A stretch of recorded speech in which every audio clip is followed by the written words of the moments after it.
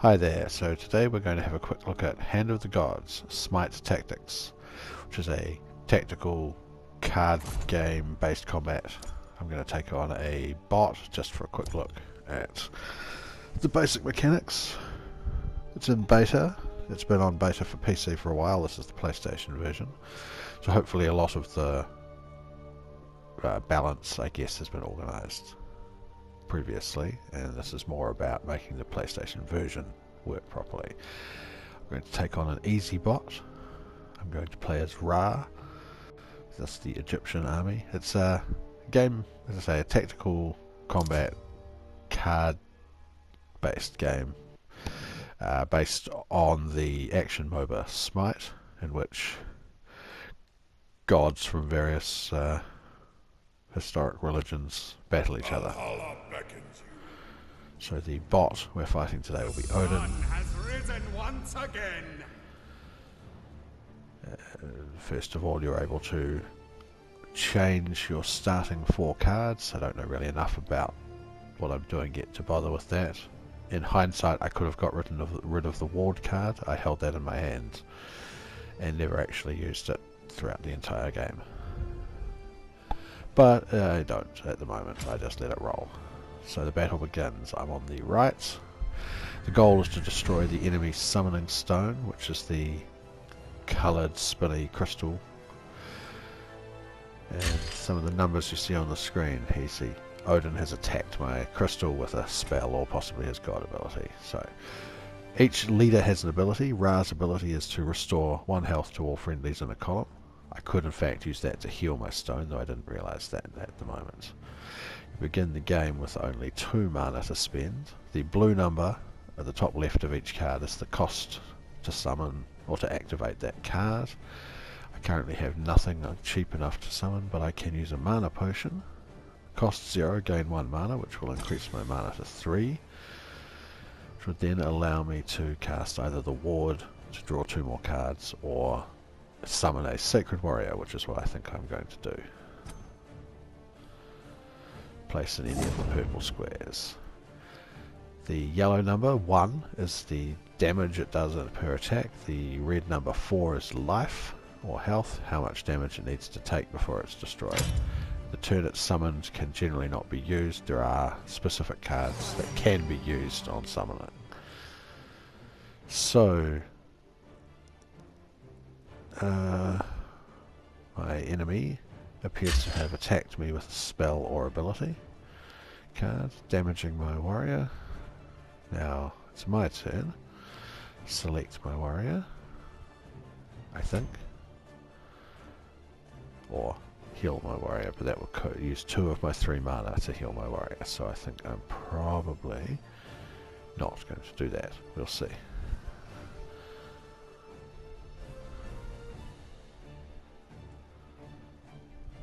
Obviously thinking about it for a while, and I have accidentally ended my turn instead of drawing up my card, so that was basically sacrificed. Pressed R2 when I meant to press L2. Warrior killed, and now it's time to act. Mana is now increased to 4. Each turn you gain an additional mana. So, Recruiter, spawn a random card from your opponent's deck, or a random unit. In playing this, you have to hope, of course, that your opponent has a unit that you can spawn, and it appears that it does.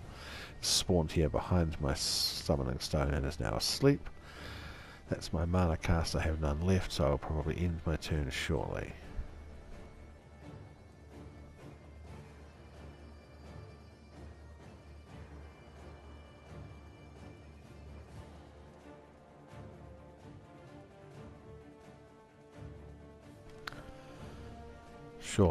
Surely I will end my turn shortly. I think at this stage I was confused and hadn't noticed my unit had spawned. Not that he could have done anything. And my enemy has now summoned no less than 3 combat units. That's going to be interesting.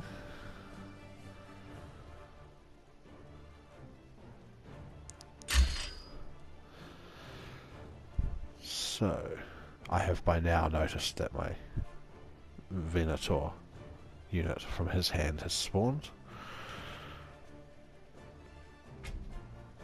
I should go and mouse over his units to find out what they are, but I haven't thought of that yet. They do look to be fairly weak. A couple of 1-1s here, which I've attacked and killed one instantly. Ranged attack causes you to not suffer enemy damage. And I could summon the goddess Neith, or I could execute an enemy instantly. So Neith, cards come with special abilities that will be activated usually when they're placed. Neith, as we saw, can have a... and I've decided to execute the stronger of his 2 remaining units. Neith in the game, in the MOBA, has an ultimate ability where she can shoot 1 arrow at an enemy anywhere on the battlefield and guarantee a hit. And it would, in this version, whenever a heal is cast on a friendly unit, Neith gains the ability to shoot once at any target anywhere on the battlefield. That's probably going to come in handy, especially since Ra has the god ability to heal naturally. Now, Furies. I wonder if I'll choose a Fury this time.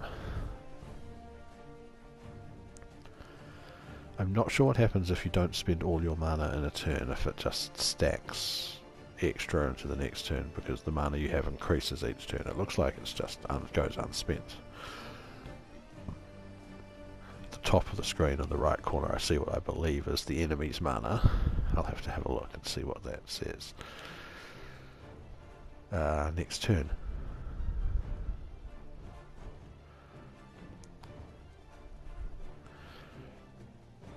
Furies are good. Go on, summon the Fury. Surely. They're strong, they do big damage, and they are immune to return damage, which is the damage you take after a melee attack. You hit an enemy, you automatically get hit back, unless you have an immunity, like the Fury has. The Fury is one of the most powerful neutral enemies in the Smite MOBA. So, march forward and attack, ignoring their unit directly to the summoning stone. Hand over control. Now it looks like, as you see, return damage was done.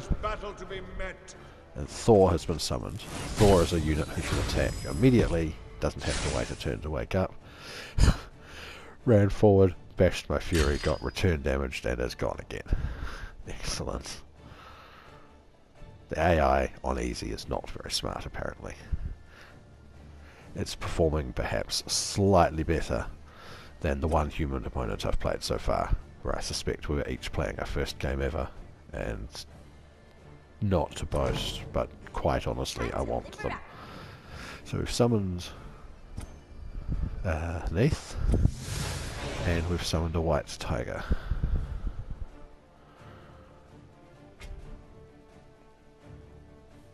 The Fury marches forward to attack the summoning stone.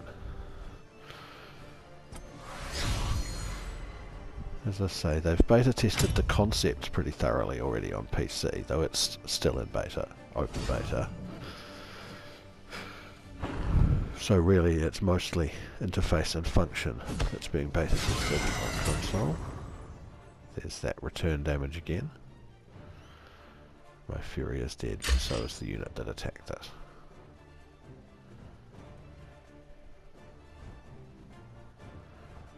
Now I'm going to be... well, I think I'm probably about to work out. That would be interesting. Poison enemy units if there were any on the field. So I've got 8 mana. I think I'm about to work out that I should summon a Fury and then heal my summoning stone to give Neith the ability to attack from where she is. Here we go. Ra's god ability.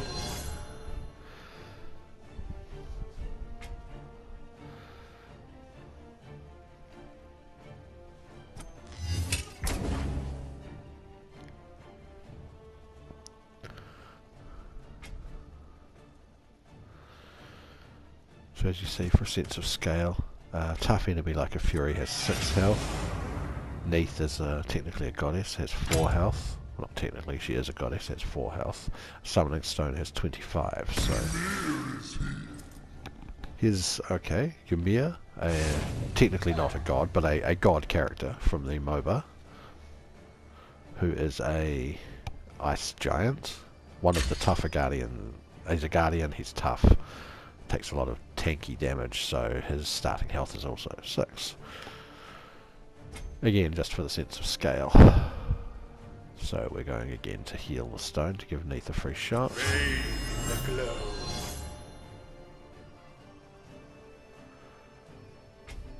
Neith is going to take her free shot. The tiger is going to take its whack. And because of the edit mode I'm in, I can't see the number under that summoning stone, but it's pretty low.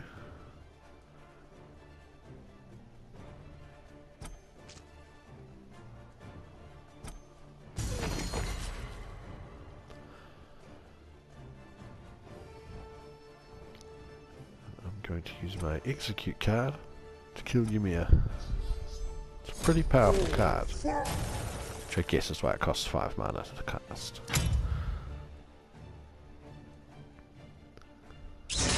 Arm the horns. There is battle to be met.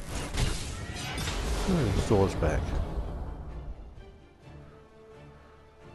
He must have multiple Thor cards in his hand, I guess. Or they get shuffled back in, perhaps. Anyway, that's game. Not yet sure how the deck mechanics work. I know you start with you can have a hand of up to 25 cards.